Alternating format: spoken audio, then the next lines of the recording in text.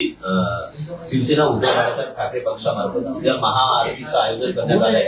राम मंदिर देणगी अपहार प्रकरणी एकंदरीतच मोठा आंदोलन शिवसेना उद्धव बाळासाहेब ठाकरे पक्ष उभारत आहे। यामध्ये राज ठाकरे उपस्थिती लावणार का काय, त्याच्या अनुषंगाने काही माहिती आहे का? या संदर्भात मला अजून तरी काही माहिती नाही, पण पक्ष जो आदेश देईल त्याप्रमाणे आम्ही वागू। अजून पक्षाकडनं कुठलेही आदेश आलेले नाही, याच्या संदर्भातला निर्णय राजसाहेब ठाकरे घेतील। उद्धव ठाकरेंनी सर्व हिंदूंना आवाहन केलंय।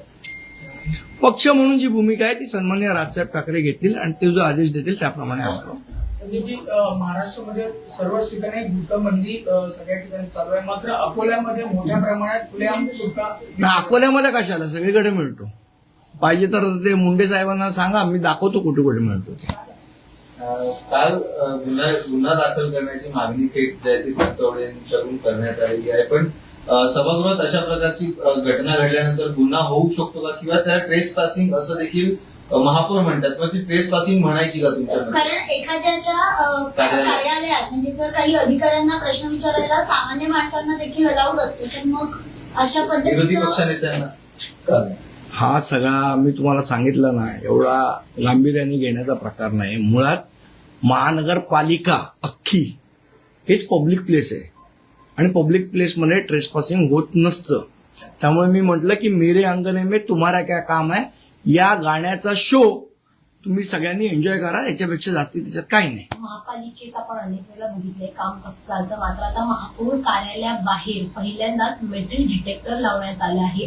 जी धमकी आली होती महापौराला, त्यानंतर ही सुरक्षा खाती त्यांनी पहिल्यांदाच म्हणजे ठीक आहे ना, मग काय त्यात धमकी आली असेल तर सुरक्षा द्यावीच लागणार त्यांना। संदीपजी, दरवर्षी पावसाळ्याच्या पूर्वी हे सर्व कामे होतात, पावसाळ्यापूर्व कामे होतात, नंतरच्या दरवर्षीच्या अशा घटना घडत असतात ज्यापासून प्रशासन बोध देत नाही किंवा लोकप्रतिनिधी पण बोध घेत नाही। तर याच्यामध्ये नेमका जेवढा खर्च होतो, अवाढव्य खर्च होतो, कोटींचा खर्च होतो, नेमकं काय याच्यामधून आपण घेतोय, नागरिकांसाठी काय देतोय? आणि मला असं वाटतं आपण सगळेच जण याला जबाबदार आहोत, कारण आपण पावसाळ्यापुरत्या या चर्चा करतो।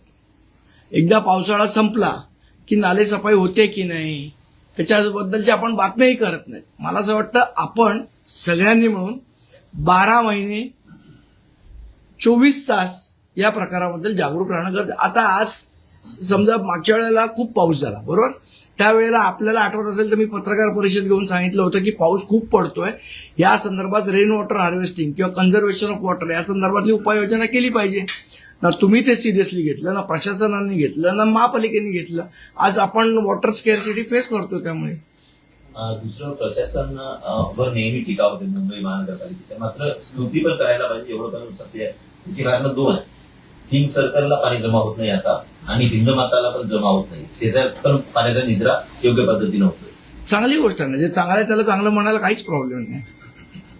महानगरपालिकेच्या ठेवी देखील वापरण्यात आलेल्या करण्यात आलेल्या ती 91 कोटी होती, आता ती 77 खाली आलेली आहे। याच्यावरती कसं पाहता? आणि त्यात आयुक्त यांनी देखील पत्रकार परिषदेत अशी माहिती दिली की 10 कोटी आम्ही केंद्राकडे मागणार आहोत मदत म्हणून। एशियातली सर्वात श्रीमंत महापालिका जर कुठली असेल तर ती बृहन्मुंबई महानगरपालिका आहे। आता ठेवी कमी झाल्या का झाल्या, टॅक्स कलेक्शन कमी झालंय का, टॅक्सचे बजेटमध्ये तुम्ही जो प्रोजेक्टेड टॅक्स दाखवला कलेक्शनचा, मला वाटतं ह्या सगळ्या गोष्टी या पत्रकार परिषदेत चर्चा होऊ शकत नाही, याची चर्चा सभागृहात झाली पाहिजे। आणि आयुक्तांनी काय प्रेस कॉन्फरन्स घेतली का? मला वाटतं सभागृहात बोलायला पाहिजे आयुक्तांनी।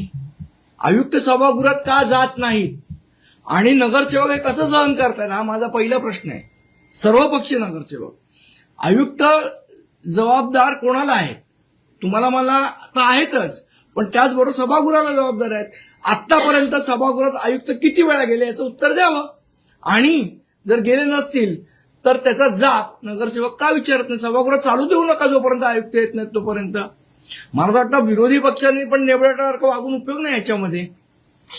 संदीपजी, एफडीए कमिशनर तुकाराम मुंढे यांनी काल एक परिपत्रक जारी केलं, दूध आणि दुग्धजन्य पदार्थांसंदर्भात किंवा हॉटेलच्या संदर्भात पण यापूर्वी तुम्ही एक हॉटेल चालक पण आहात, मुळात ज्या बंधनं किंवा जे नियम, काही नियम हे केलेच पाहिजेत। महाराष्ट्रातील ताज्या बातम्यांसाठी बघत रहा टाइम्स टुडे 18 न्यूज। सोबतच शेअर करा, सबस्क्राईब करा आणि बेल आयकॉन प्रेस करा।